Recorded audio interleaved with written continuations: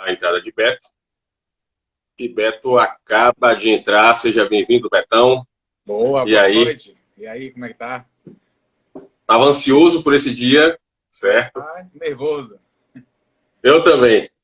Tô muito. É um tema muito interessante, certo? Muito polêmico, provocador, Sim. certo? E que envolve muitas paixões, envolve muito ódio também, envolve muita mágoa também, e uma série de fatores aí.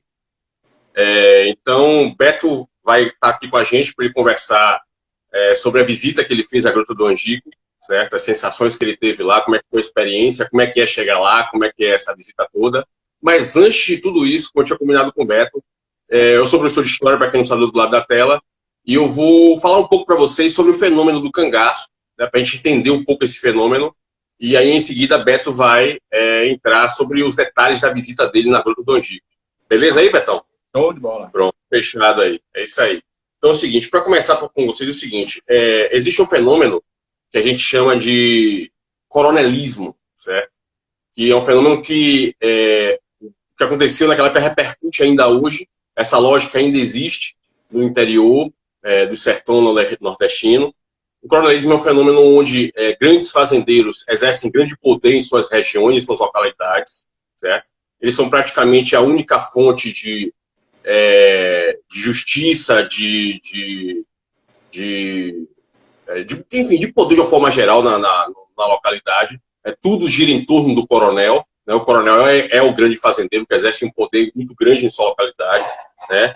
Esse coronel, esse coronelismo, esse coronel, esse grande fazendeiro, ele se beneficiava muito para da ausência do governo, ausência do poder do governo, né? Naquela época, onde essa ausência do poder do governo ia desde uma força policial extremamente pequena na cidade, de no máximo 12 homens, certo? Enquanto o coronel tinha entre seus jagunços mais de 30 jagunços, então o coronel era a figura do policiamento na região, certo? Na verdade, quem tinha o maior poder de policiamento era o coronel e não a polícia propriamente dita, não o governo, certo? Isso é um dos exemplos. A justiça era praticamente inexistente, certo? Quem fazia a justiça era o coronel, né? As pessoas se dirigiam ao coronel para pedir que o coronel realizasse algum tipo de punição àquele que o ofendeu, né? Por exemplo, vamos imaginar um pequeno agricultor que vivia nas fazendas do coronel, se sentiu atingido ou ofendido por alguém, se dirigiu ao coronel. Coronel, fulano de tal, fez tal coisa contra mim e eu queria que o senhor tomasse a providência contra fulano. Então era o coronel que representava a justiça também, certo?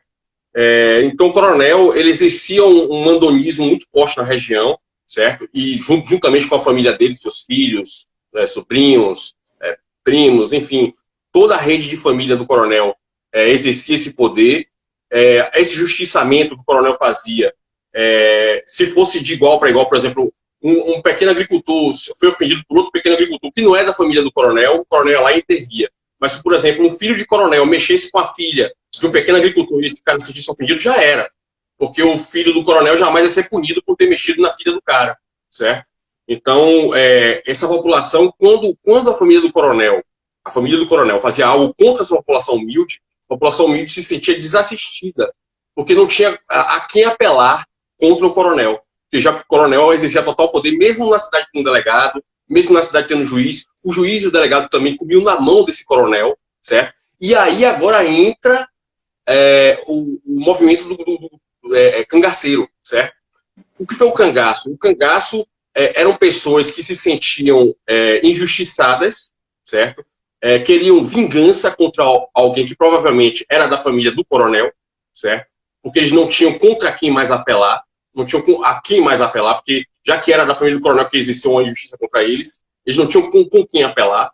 E aí eles começaram a formar bandos armados para fazer justiçamentos, já que o coronel não iria suprir a necessidade deles de justiça, certo? Até porque foi um familiar do coronel ou um protegido do coronel que cometeu a injustiça contra eles. E assim nasce, certo, o movimento do cangaceiro, do cangaceirismo, do cangaço, nasce dessa necessidade de justiça, certo? Contra pessoas que eram pessoas de poder e você não podia fazer nada contra elas, porque elas eram pessoas de poder, certo? Então o cangaço se... Diga, Beto. Eles eram o poder, a justiça, tudo que podia Isso, isso. O coronel era tudo, né, na cidade. E o cangaço era a alternativa para quem não tinha para quem apelar, certo? Porque a justiça era o coronel, o policiamento era o coronel, tudo estava nas mãos do coronel, certo? Mesmo quando na cidade tinha delegado, mesmo quando na cidade tinha juiz, esse juiz e esse delegado também comiam na mão do coronel. Esse era o fato. O poder de verdade real era do coronel, certo? Então, o cangaço era a alternativa do mais humilde. Então, o mais humilde virava para o cangaceiro e disse: o filho do coronel fulano de tal fez uma maldade com minha filha. Aí o cara do bando, né, do cangaço, dizia: então entre para o meu bando, que nós vamos justiçar sua filha. Nós vamos correr atrás desse prejuízo. Você junto com a gente, vai correr atrás do prejuízo. Né? Então, o movimento do cangaço começou a acolher essas pessoas que não tinham para quem apelar. E essas pessoas entravam para o bando e iam aumentando cada vez mais o bando. E era assim que o bando era alimentado de pessoas. É assim que o bando arregimentava pessoas. Né? Por outro lado, também o cangaço, apesar de ser uma alternativa de justiça para os mais humildes, o cangaço também, ele tinha uma relação promíscua também com os coronéis. Como assim? O cangaço, ele recebia serviços dos coronéis contra outro coronel, certo? Porque é o seguinte, um coronel, quando ele agia diretamente contra outro coronel, ficava claro de onde saiu a ação, né? Então, assim, o coronel não queria deixar claro que foi ele que fez. Então, ele pegava o bando de cangaceiros para terceirizar o serviço de vingança, digamos assim, certo? E o bando de cangaceiros, claro, cobravam a taxa para o coronel para fazer o serviço lá. Então, o cangaceirismo, o movimento de cangaceiro, terminava também sendo um meio de vida, certo? Terminava sendo um negócio, certo? Então, eles construíram um negócio em cima disso. Então, o cangaceirismo também era um negócio. Não era só um meio de justiçamento, mas era também um negócio, uma forma de sobreviver, uma forma de ganhar dinheiro. E assim, com essa ausência do governo, o cangaço foi crescendo e foi fazendo dinheiro em cima disso.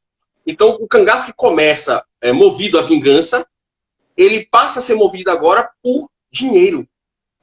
Tanto é que, por exemplo, Lampião, ele adorava se reunir com coronéis.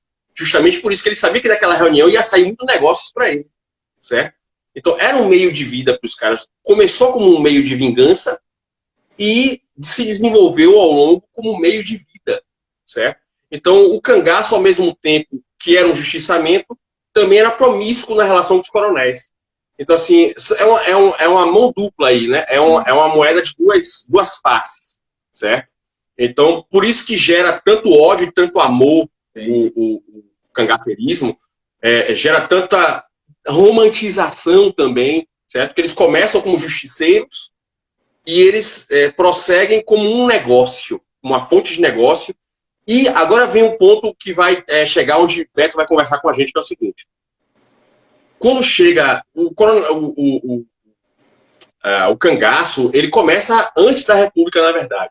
Mas durante a República que ele vai se desenvolver muito mais, certo? Com a entrada principalmente de Lampião, que Lampião tem uma visão de negócio que ninguém nunca teve antes dele, certo?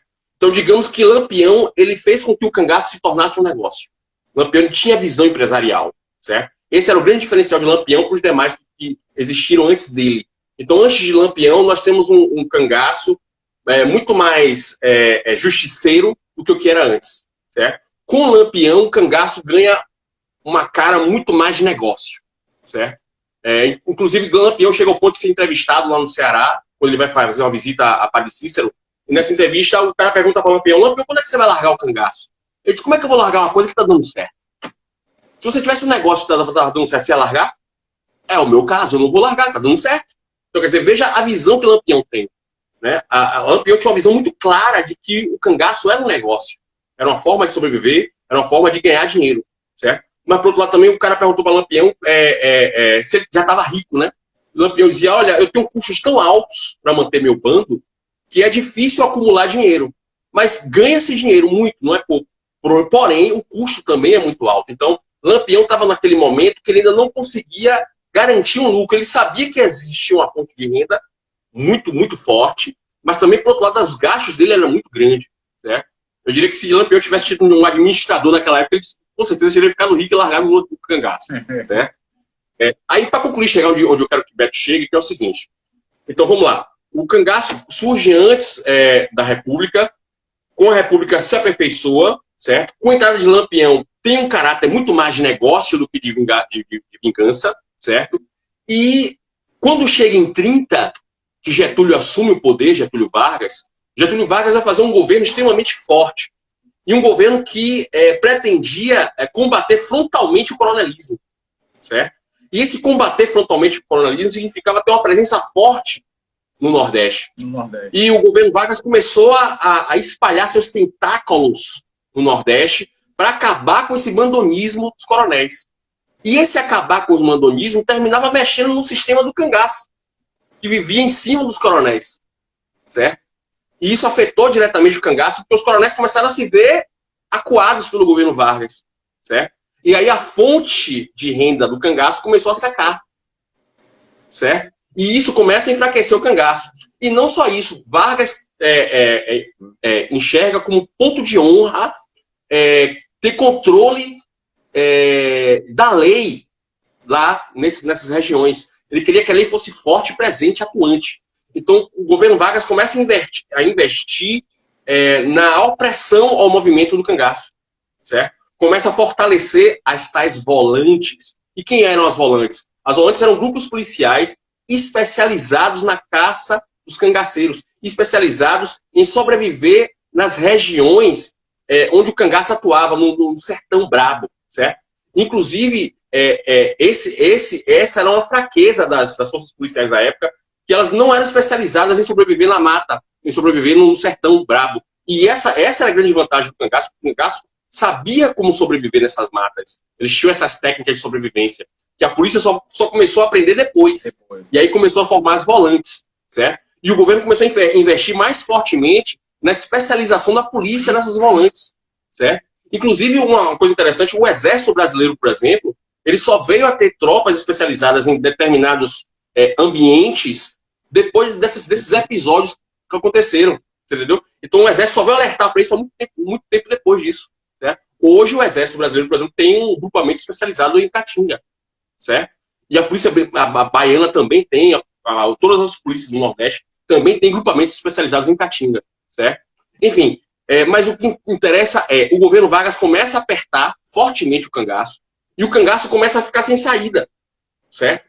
E aí existe um negócio que a gente chama de coiteiro. O que é coiteiro? Coiteiros eram pessoas que protegiam os cangaceiros, forneciam materiais para os cangaceiros sobreviver, trazia desde armas, balas, até mesmo bijuterias, como, por exemplo, para Maria Bonita, ela se enfeitar, né, perfumes e tal, roupas bonitas. Então, eram mulheres vaidosas do cangaço. Então, até materiais de bijuteria, de perfume e tal, tudo isso era fornecido pelos tais coiteiros, né, que eram pessoas que protegiam o cangaceiro e forneciam materiais para o cangaceiro, trazia e levava, né? Digamos que eram os meninos de recado do cangaço. Isso eram os coiteiros, certo? Sim, aí, bom. Aí o que nós temos aqui, então, é o seguinte. Quando Lampião ele vai para a tal da Grota do Angico, ali ele já está cansado do corre-corre. Ele já está cansado de fugir. Ele já não está mais aguentando. E para você ver como o Lampião estava cansado e desgastado, a Grota do Angico é um local que praticamente só tinha uma saída. Só tinha uma rota de fuga, certo? Lampião sabia disso. Ele tinha marcado um encontro lá com o Curisco. O Curisco estava indo lá para se encontrar com ele, certo? E Curisco não quis ficar naquele local justamente por isso. Porque ele disse, esse local é uma cova. Você vai morrer aí. Mas Lampião não queria, sabe? Porque o Lampião estava cansado, ele já não aguentava mais fugir. Eu acho, Beto, cá para mim, que lá no subconsciente do Lampião ele já desejava já morrer ali, sabe? Eu acho que ele escolheu a morte ali, sabe? Acho que ele estava escolhendo o descanso dele naquele momento. Maria Bonita, por exemplo, já estava desgastada pra caramba também. Maria Bonita já não aguentava mais essa vida. Maria Bonita queria sair da vida do cangaço para criar a filha dela. Ela estava sentindo falta da filha dela, certo? E ela queria exercer o direito de ser mãe e não podia, porque as mulheres do cangaço não podiam carregar seus filhos com eles, certo? Que a exposição ao risco era muito grande.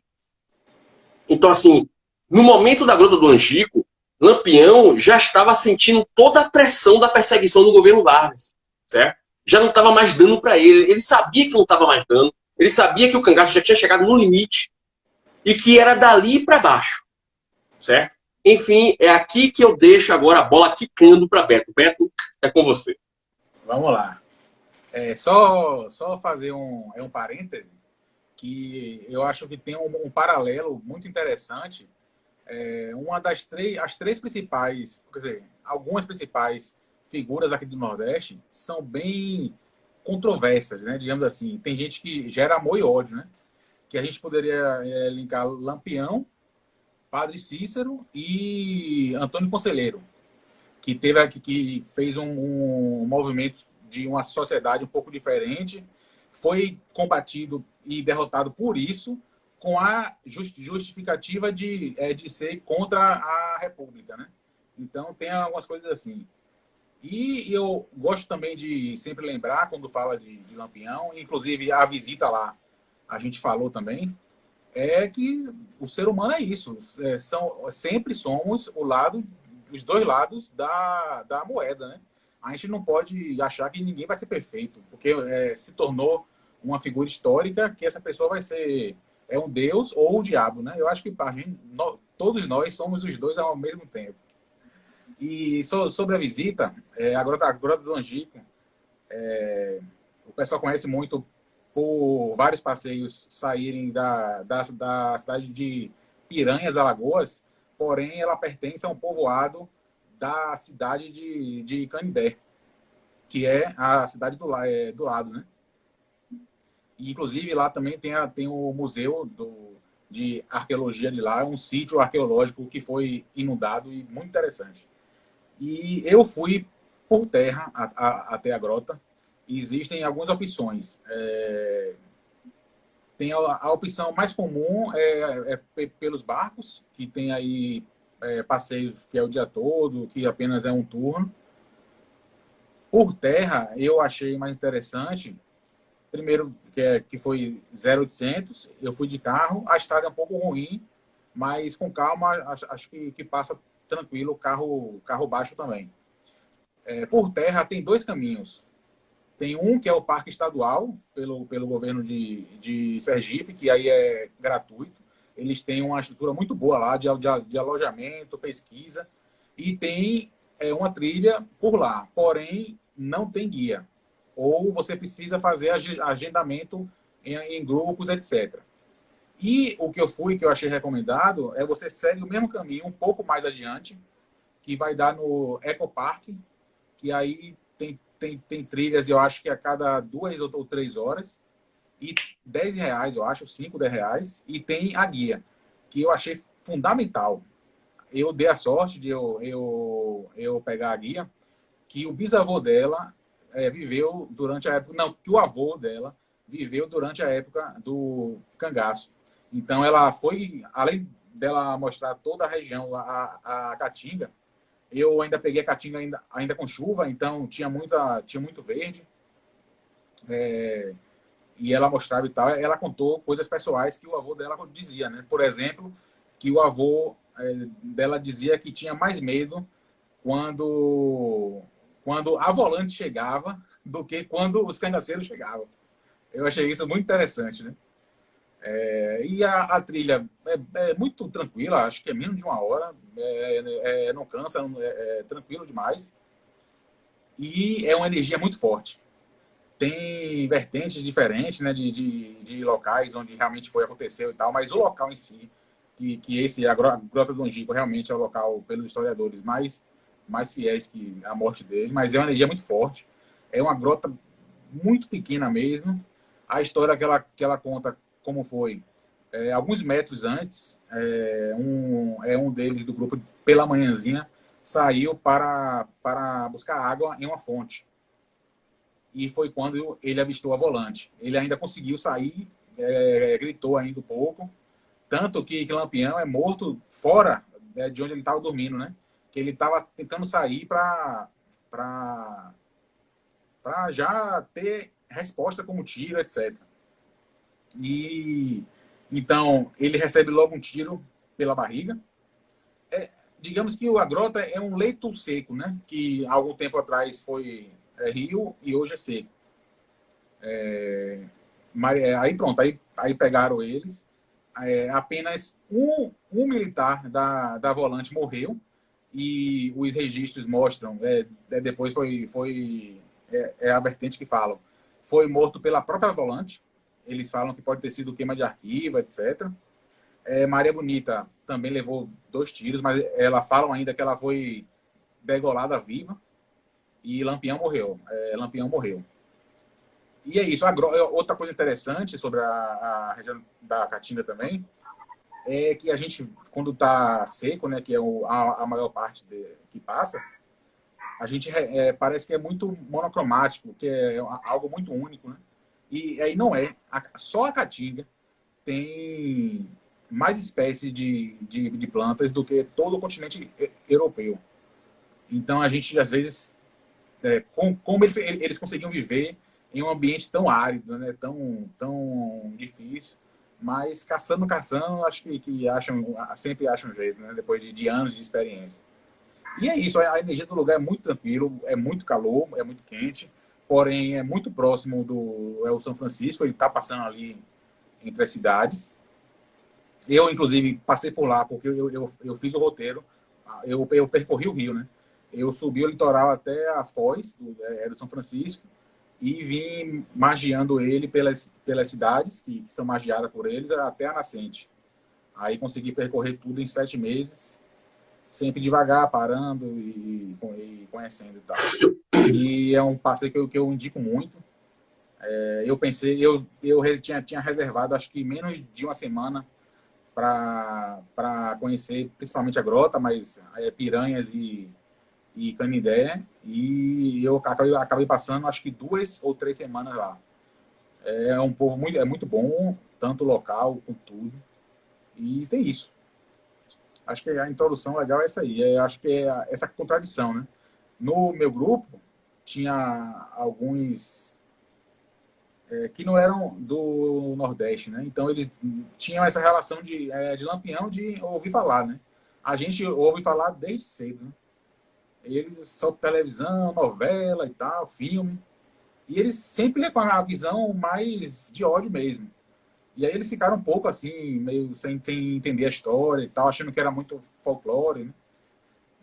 Mas eu acho que é isso. Volta tudo a ser aquela questão das 2 faces da mesma moeda, né? Ninguém é uma coisa só. E eu acho que interessante é isso. Hoje morreu...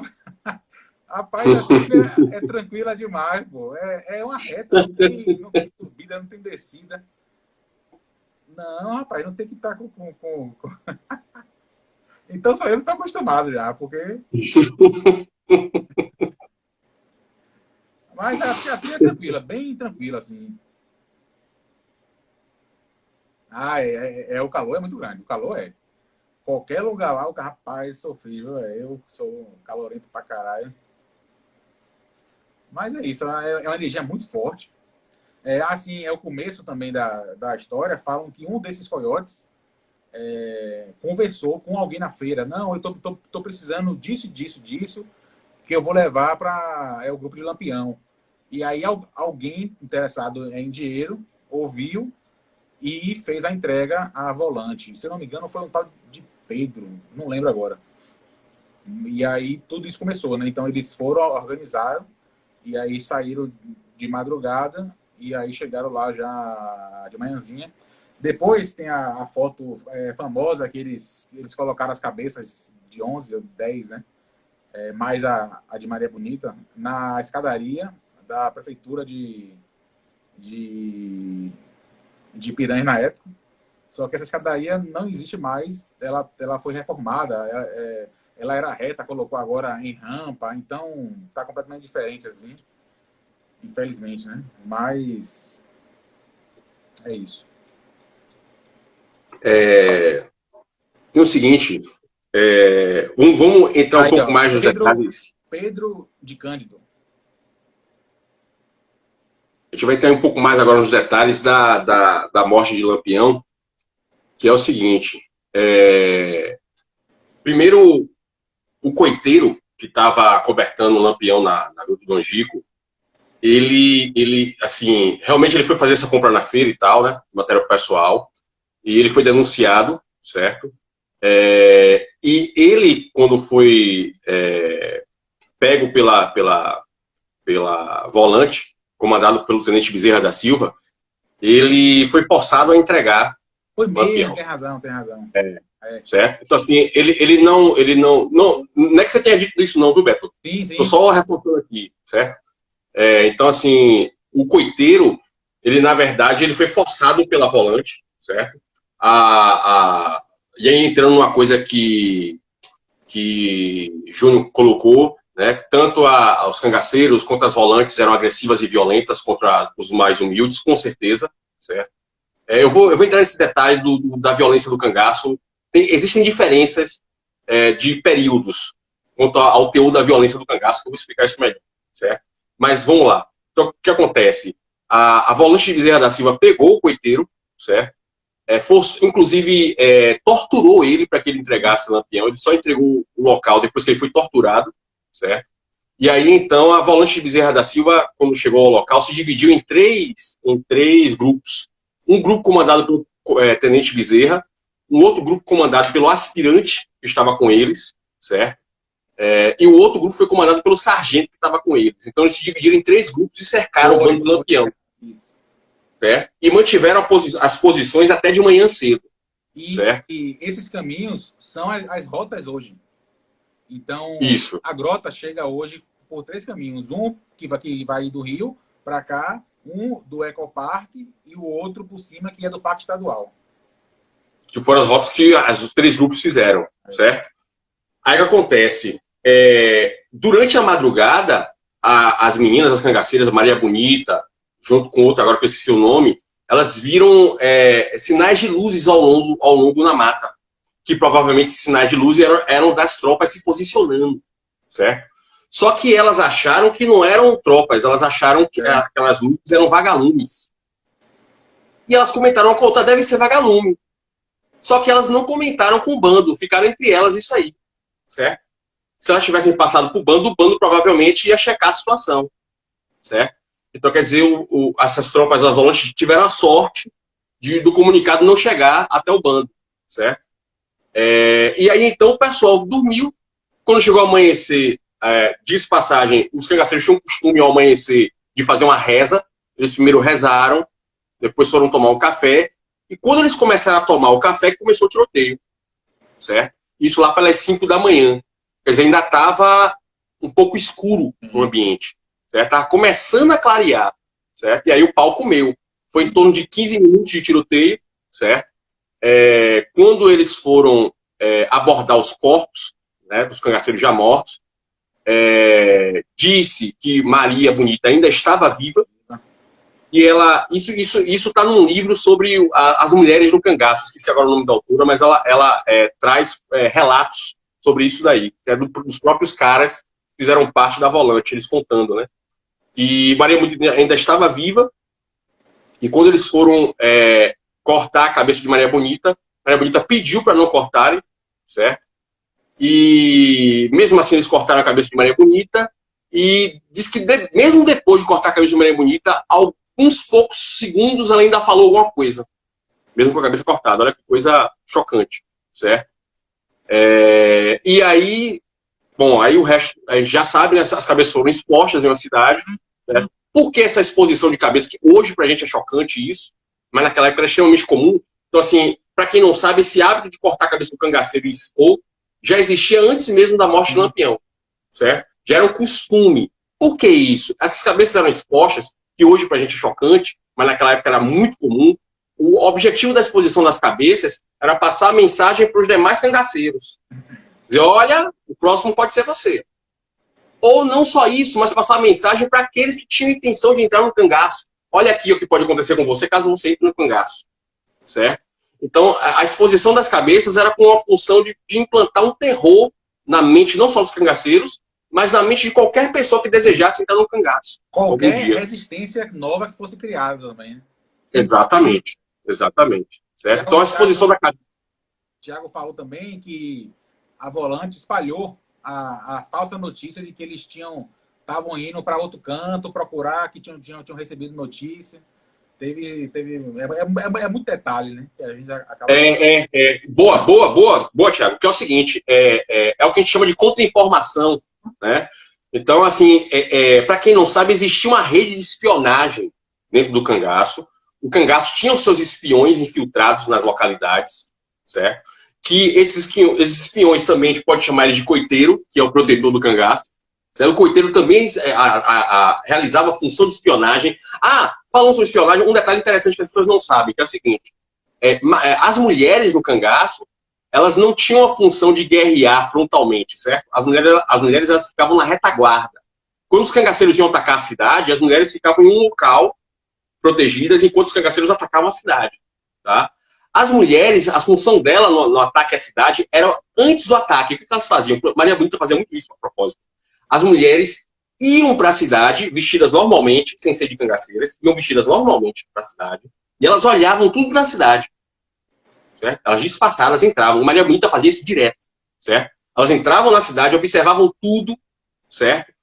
Localizavam cada ponto estratégico da cidade, onde é que era a delegacia, onde é que era a principal fazenda, onde é que ficava a casa do coronel, os parentes do coronel. Elas tomavam informação de tudo. Aí elas voltavam pro bando e traziam as informações. Aí na hora que o bando atacava, elas ficavam no local resguardadas enquanto o bando ia atacar. Certo? Então as mulheres tinham função de espionagem e de retaguarda. Certo? E existia, como o Thiago sinalizou, essa rede de espionagem. Tanto os cangaceiros tinham espiões, como as volantes também tinham seus espiões. Certo? Só que assim, como o Júnior falou, né, tanto o cangaço quanto as volantes eram agressivas com os mais humildes, com certeza, mas havia uma diferença, primeiro, entre cangaço e volante, que é a seguinte. A volante, ela não tinha uma rede de amizades, como tinha um cangaço. Certo? O cangaço, ela tinha a sua rede de coiteiros, que era feita à base de muita amizade, de muita troca comercial também. Então, assim, os cangaceiros botavam dinheiro na mão dos caras, certo? Davam algum agrado para os caras. Então, assim, o cangaço trabalhava muito mais com amizades do que com opressão, certo? Não que o cangaço não fosse opressor. Ele oprimia, assim, pessoas humildes também, certo? Tocava o terror, matava pessoas, sabe? Fazia chacinas sem necessidade, certo? Mas a principal arma dos cangaceiros para coletar informação era justamente fazer uma rede de amizades, certo? Então, assim, eles tinham uma rede de amizade de compadrios imensa, que penetrava em todas as áreas das localidades, sabe? Então, eles muito mais agradavam para coletar informação do que oprimiam. Já as volantes só se utilizavam da opressão, certo? As volantes não faziam amizade. As volantes chegavam lá só na base da cacetada, certo? E aí... De informações sobre o cangaço, né? Isso. Então, pegava, isso. Era tortura, era isso, era aquilo. Diga. É por aí. Fez amizade, no caso. Já o cangaço, a base principal de coleta de informação era a amizade. Até porque eles eram fora da lei, certo? Eles já eram alvos para todo mundo. Então, aquela história da mentalidade, todo mundo enxerga fora da lei, como fora da lei, de fato eles eram fora da lei, ninguém está discutindo isso aqui, certo? Mas assim, já que eles já eram fora da lei, a melhor maneira de conseguir informação, já que eles já sabiam que as pessoas enxergavam eles como fora da lei, era fazer amizade. Se eles não fizessem amizade, eles estavam ferrados, cara, sabe? Então, assim, a alternativa número 1 do cangaço coletar informação era na base da amizade, a alternativa número 1. A número 2, quando não tinha jeito, aí ia para violência, certo? Mas não significa que o cangaceiro não fazia violência gratuita, ele fazia, certo? Houve vários episódios de violência gratuita. E aqui eu vou sinalizar uma coisa importante. A fase de maior violência gratuita do cangaço foi quando o governo Vargas começou a pressionar o cangaço. Porque o cangaço começou a deixar de ter alternativa de ganho. Porque se o governo Vargas estava apertando os coronéis não tinham mais como dar dinheiro para o cangaço. Certo? Aí os cangaceiros começaram a enlouquecer. Começaram a pirar do cabeção. Disseram, rapaz, se a gente não consegue dinheiro numa boa, vamos começar a ter dinheiro na tora. Vamos tocar o terror nessa porra aí, velho. Certo? Aí começava a invadir fazenda, começava a matar o pessoal dentro da fazenda, começava a apertar tudo. Quero dinheiro, cadê dinheiro? Tem dinheiro aí, eu quero dinheiro. E aí começava a matar muita gente por causa de dinheiro, para conseguir dinheiro, certo? Houveram várias chacinas depois que o governo Vargas começou a atuar contra o cangaço, contra os coronéis. O número de chacinas cometidas pelo cangaço aumentou muito, muito. Não que não existisse antes, mas ficou muito mais intenso, porque os coronéis agora estavam sem ter como fornecer grana para os cangaceiros. Os cangaceiros começaram a apertar os coronéis na tora. De coronel até fazendeiro pequeno, certo? Fazendeiro de médio porte, pouco importa. A fazenda que estivesse no caminho, eles iam lá e apertavam o cara. Eu quero dinheiro mesmo. Cadê tem dinheiro aí? Certo? Porque o cangaço estava começando a secar as fontes. Então o cangaço passou a ser muito mais violento durante a Era Vargas. Certo? Justamente porque a fonte começou a secar. Certo? Enfim, com você, Beto. Não, é isso mesmo. Eles estão fazendo muitos comentários aqui também. E Thiago lembrou, de novo, que antes de Maria Bonita entrar no bando, depois as próximas mulheres e tal, que realmente foi uma paixão roxa entre os dois, né? Então, a partir daí... Sim, era um bom real. A partir dali, ele liberou a entrada de mulheres e tal. Tinha muito abuso e tal, e ela começou a reprimir, a ter voz ali também, né? E aí, cortar isso aí. Júnior aqui comentando. Muito assim, eram vários grupos que tinha existente, e eu que, como você falou no início, Lampião se destacou pela visão dele que ele tinha em fazer os tratos, os acordos e todos, né? Galera chegando em peso aí, ó. Chegando em peso, chegando em peso. O assunto é interessantíssimo, o assunto envolve muita paixão, sabe? Eu tô aqui tentando trazer uma visão científica da coisa, sabe? Trazer uma visão historiográfica da coisa. Assim, falando sobre as mulheres um pouco mais, Beto, que é o seguinte, sim, Maria Bonita foi a primeira a entrar no bando, certo? Ela entrou por opção, ninguém forçou ela a entrar, certo? Foi mais ou menos o seguinte, Maria Bonita, ela é baiana, ela é originária da Bahia, enquanto Lampião é originário de Pernambuco. É uma união entre Pernambuco e Bahia aí, os dois. Diga, Beto. A casa dela virou um museu.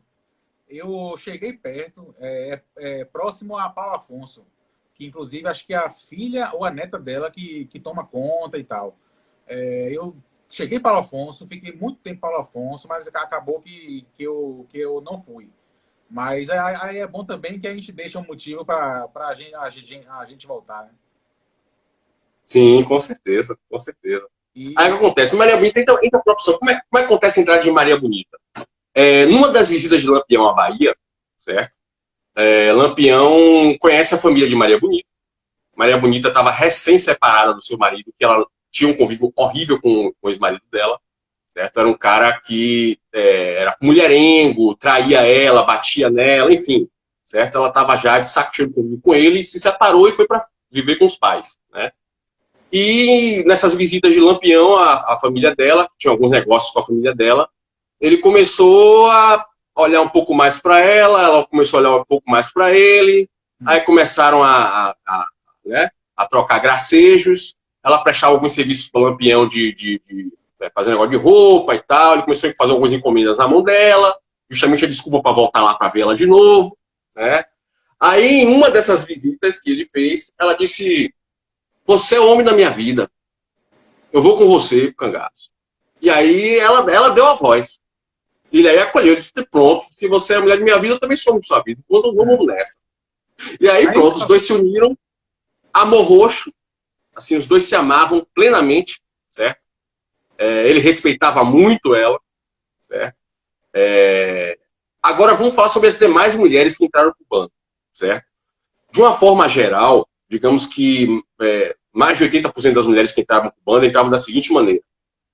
Havia um costume do bando de fazer um estupro coletivo de mulheres quando eles entravam na cidade. Certo?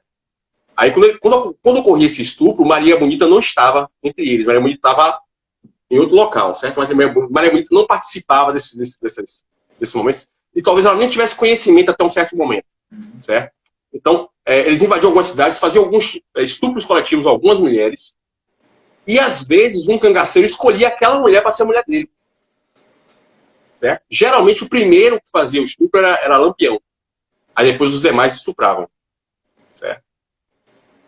E aí, às vezes, algum cangaceiro escolhia uma dessas mulheres para entrar pro bando, certo? E essa mulher passava a ser a mulher dele na tora. Ela não queria, mas passava... É o caso de Dadá e Curisco, por exemplo. Dadá, o primeiro contato que Curisco teve com ela, Curisco já chegou estuprando ela. Certo? E levou ela pro bando e disse, você vai ser minha mulher, e acabou. E tinha outro lance que era o seguinte, a mulher, quando queria sair do bando, era ameaçada de morte. Se ela saísse, matava ela. Certo? Inclusive, Maria Bonita exercia um papel de controle dessas mulheres também. Maria Bonita era a chefa das mulheres, digamos assim. Certo? E Maria Bonita fiscalizava o que cada uma delas estava fazendo. Se qualquer uma delas saísse fora do que era determinado, Maria Bonita dava um comando, inclusive, para matar uma delas. Certo? Então, Maria Bonita era uma das primeiras a dizer, vai matar fulana. Porque fulana saiu da linha. Certo? E outra coisa interessante, quando vamos dizer, né? Tá eu e você no bando, velho. Cada um escolheu uma mulher para si. Certo? A gente estuprou ela, Deus me livre, mas vamos lá. Tá. Aí o que acontece? Eu morri. A minha mulher do bando ficava para outro cara que estava solteiro ainda. Certo? Então, mesmo o cara morrendo, a mulher não tinha autonomia para sair do bando depois da morte do cara. Ela era passada para outro cara que estava solteiro. Certo? Então, as mulheres no bando eram coisas, eram objetos de posse dos homens. Certo? Então, a gente tem assim, por outro lado, agora veja como uma coisa contraditória.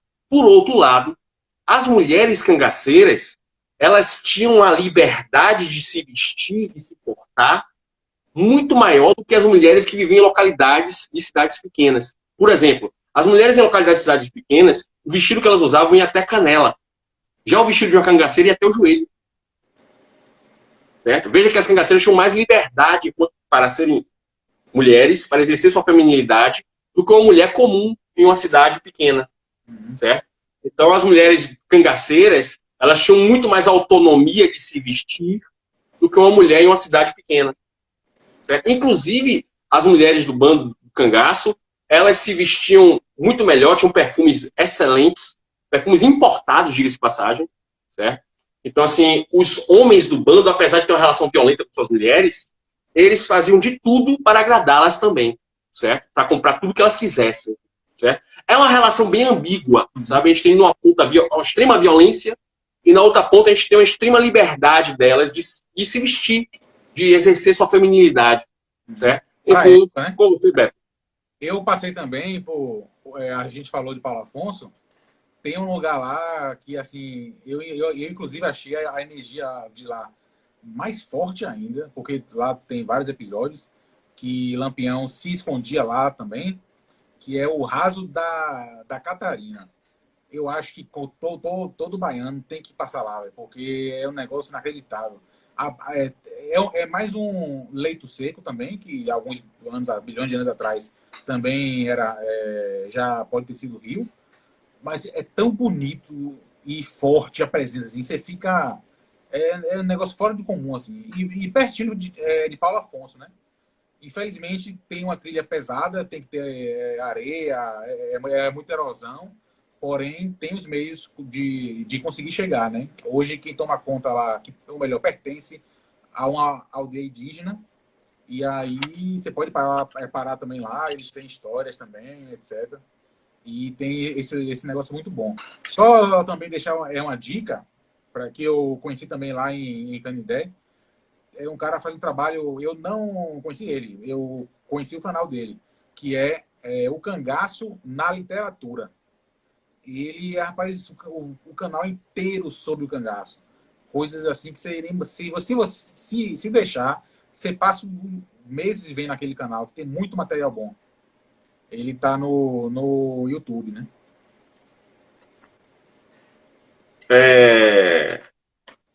Tem um outro canal também. Tem um outro canal também muito bom que eu recomendo aqui para vocês, que é o canal do YouTube chamado Cangaçologia. Cangaçologia, não conheço não. É muito legal, tem muita coisa boa lá, sabe? Eu queria agora, Beto, falar sobre uma coisa específica do cangaço, que é a contribuição estética do cangaço para a nordestinidade, certo? Muita gente não sabe, mas Lampião era um artista, certo? Lampião era ele que elaborava as roupas dos seus soldados, né? Dos seus cangaceiros. Lampião, ele tinha todo um conceito estético, né? Por exemplo, tá aqui o meu chapéu de cangaceiro que eu fiz. Isso aqui, ó, essa estrela foi criada por ele, certo? Lampião, quando entra no cangaço, essas coisas não tinham, certo? Tinha só o chapéu, mas não tinha os enfeites do chapéu, certo? O chapéu, o formato já existia, mas os enfeitamentos, certo? A parte toda estética, né, que a gente tem do cangaço não existia. Então, toda essa contribuição estética veio de Lampião. Lampião era um artista gráfico, digamos assim, certo? Lampião tinha sua própria máquina de costura, ele mesmo fazia o molde das imagens, certo? Ele desenhava no papel antes, certo? Para depois ir fazer o molde e depois costurar, certo? Então, assim, o Lampião era um artista gráfico, inevitavelmente, era um costureiro, ele tinha essa visão, né? Então, assim, ele entendia a importância estética do bando, sabe? Ele entendia que ele tinha que passar uma imagem quando chegasse aquela, né? Enfim, faz parte de todo o rito do cangaço, certo? E então, eu acho que a gente tem que valorizar, assim, sim, meio que o folclore, né? A gente é bombardeado por muita coisa. Se duvidar, a gente sabe mais do folclore estadunidense do que o nosso. Então, a gente tem poucos marcos, e os poucos marcos que a gente tem de registro, porra, se aprofundar mais, tá ligado? Sempre partindo desse princípio das duas partes que tem a moeda. Porém, são marcos, são coisas que a gente não pode renegar o tão pouco que a gente é valorizado. E para ele percorrer todos esses anos com essa força, você vê hoje forró, qualquer banda de forró hoje tem um chapéu desse de Lampião. Então, isso é tão... Mesmo com a resistência, isso é tão forte que ele... Só mais um parêntese, outro lugar que está no roteiro é a Serra da Barriga lá, onde era o Quilombo dos Palmares.